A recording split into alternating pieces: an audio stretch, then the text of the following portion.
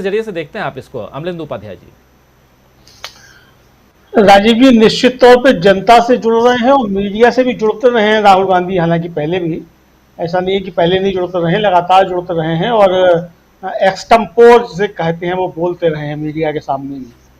और किसी टेलीप्रॉम्प्टर की आवश्यकता नहीं पड़ती है राहुल गांधी को मीडिया से बात करने के लिए।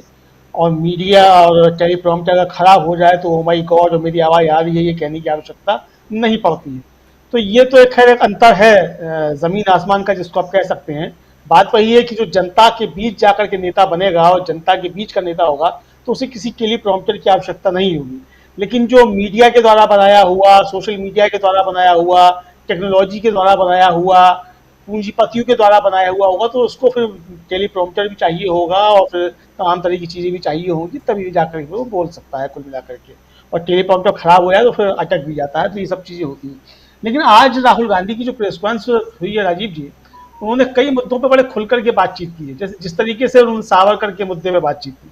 हालांकि तमाम लोगों का मत है कि अब इस पर बात नहीं की जानी चाहिए, बिल्कुल निश्चित तौर पर सही बात है, बात नहीं की जानी चाहिए। लेकिन अगर दूसरा पक्ष जो है वो भगत सिंह और चंद्रशेखर आजाद और बिस्मिल्लाह खां और अशफाकुल्ला खां के बराबर में अगर सावरकर की मूर्ति और चित्र लगाए तो ऐसे में जरूरी हो जाता है देश को बताना कि ये जो है जो आज़ादी के दीवाने थे उनकी दोबारा से हत्या है, सावरकर को उनके बराबर को रखना। इसलिए सावरकर पे बात करना ही जरूरी हो जाता है। हालांकि अब उसका कोई महत्व नहीं है क्योंकि सावरकर के बारे में इतनी सारी चीज़ें दुनिया के सामने आ चुकी हैं और अब जरा सा कोई मुंह खोलता है सावरकर पे और तमाम जो सोशल मीडिया पे लोग शुरू हो जाते हैं और इन्हीं के डॉक्यूमेंट्स को लेकर के आ जाते हैं, न कहीं और से नहीं आते हैं। जो सरकारी अब लेखाकार हैं वो संघ परिवार के जो डॉक्यूमेंट्स हैं, इनके जो सब चिट्ठी पत्रियां और पुस्तकें उन्हीं को लेकर के लोग सब सामने आ जाते हैं कि मामला ये है, सब सामने ये है। अब बुलबुल आई थी बीच में, यहीं से आई थी कर्नाटक से, जिसमें बैठ करके जाया करते थे अपने सावरकर जी उड़ करके जाया करते थे। तो ऐसी बुलबुल उड़ी सावरकर जी पता ही नहीं चले कहाँ उड़ गए। अब वो बुलबुल कहाँ है, सावरकर जी कहाँ, कुछ पता ही नहीं है। तो ये था, तो राहुल गांधी ने इस पर बातचीत की। दूसरा जो नफरत का स्रोत है, देखिए मैं भी लगातार इस बात को कहता रहा हूं कि आरएसएस की स्थापना ही जो है वो नफरत का उद्देश्य लेकर के हुई थी। एक तो चीज होता है कि बीच में नफरत आ जाती है, ऐसा नहीं कि कांग्रेस ने भी नफरत की राजनीति नहीं की है, बीच बीच में कांग्रेस भी नफरत की राजनीति करती रही है। और ये भी जो राजनीति है आरएसएस के खिलाफ जो है इस समय, तो इसको भी आप नफरत की राजनीति भी कह सकते हैं। लेकिन ये अगर किसी नफरती के खिलाफ की राजनीति हो तो मैं समझता हूँ कि वो ज्यादा अच्छा है, क्योंकि वो उससे जनता को जोड़ने का मौका मिल रहा है और जनता के बीच से नफरत जो है वो समाप्त की जा रही है। तो ये राजनीति एक अच्छी राजनीति है। लेकिन चूंकि आरएसएस की स्थापना ही नफरत का उद्देश्य लेकर के हुई और उनका जो लक्ष्य है वो नफरत फैला करके इस देश को जो किसी तरीके से विखंडित करना है, वो बातें भले ही हिंदू की करते हो, हिंदुत्व की करते हो, कुछ भी बातें करते हो, लेकिन उसके पीछे लक्ष्य जो है वो किसी भी तरीके से विभाजित करना है, कुल मिलाकर के लक्ष्य है। तो इस पे बात करना भी बहुत ज्यादा जरूरी था। अब जो अडानी की लेकर के बात आई, एक तो पहली बात यह है कि अडानी के पास जो पैसा है वो किसका पैसा है, अब इस पे बात कर ली जाए।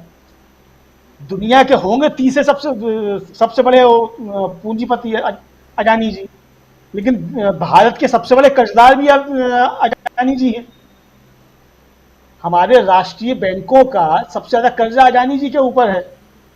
तो वो बैंकों में पैसा किसका है?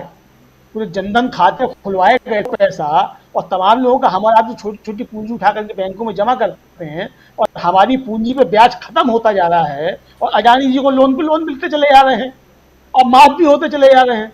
तो पैसा किसका है?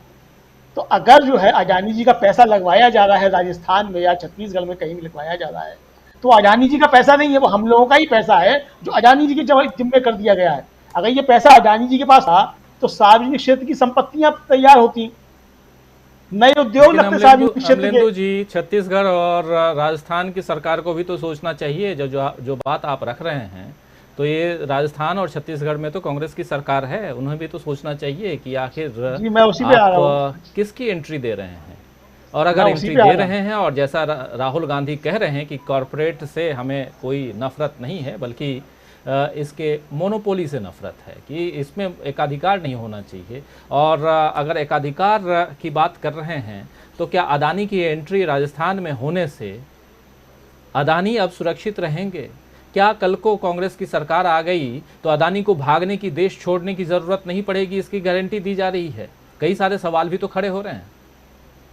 निश्चित तौर पर राजीव जी, अडानी कहीं नहीं भागेंगे, और अडानी का भागेंगे तो सरकार के रहते हुए भागेंगे।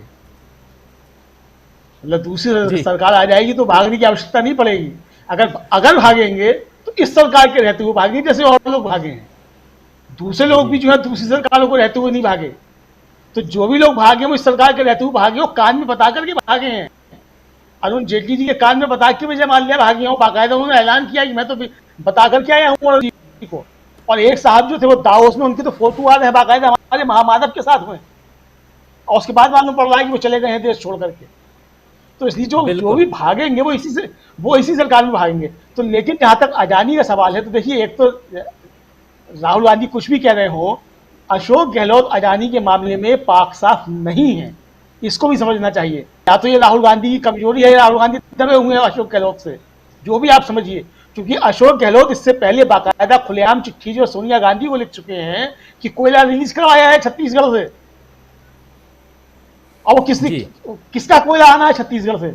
और छत्तीसगढ़ में भी जो हस्देव बढ़ाने का मामला चल रहा है, तो उसमें वहां खुलकर के दो पक्ष हैं, वो किसके साथ खड़े हुए हैं? दो पक्ष कांग्रेस के। तो अडानी सर्वव्यापी हैं, ईश्वर के बाद उन्हीं का स्थान है सब जगह, जो व्याप्त है इस देश के अंदर। ईश्वर तो शायद कम जगह होगा, लेकिन अडवाणी जी इस देश में सब जगह व्याप्त हैं। तो अडवाणी जी बहुत हैं। तो लेकिन राहुल गांधी की फिर भी ये तारीफ करनी पड़ेगी कि वो खुल करके लड़ाई लड़ रहे हैं, बोल रहे हैं। हो सकता है उनके अपने अंदर भी चीजें हो, तो उनको अपने अंदर भी ठीक करना है चीजें। मतलब इससे बड़ी नहीं हो जाएंगे कि आप जो है ये कहेंगे मैं उनके खिलाफ भी बोलूंगा। तो मालूम कराइए कि मामला कुछ अंदर कुछ चल तो नहीं रहा है। मालूम पड़ा कि आपको पता ही नहीं चले, और जैसा प्रेम कुमार जी ने कहा कि अडानी जी आपकी सरकार लेकर ही चले जाए राजस्थान की।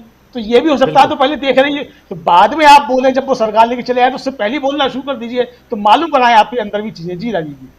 एक अदानी नाम के इर्द गिर्द बहुत सारे सवाल घूम रहे हैं और कांग्रेस को कई सवालों के से अभी दो चार होना बाकी है और कई सवालों का जवाब देना है, और ये सवाल जनता पूछेगी।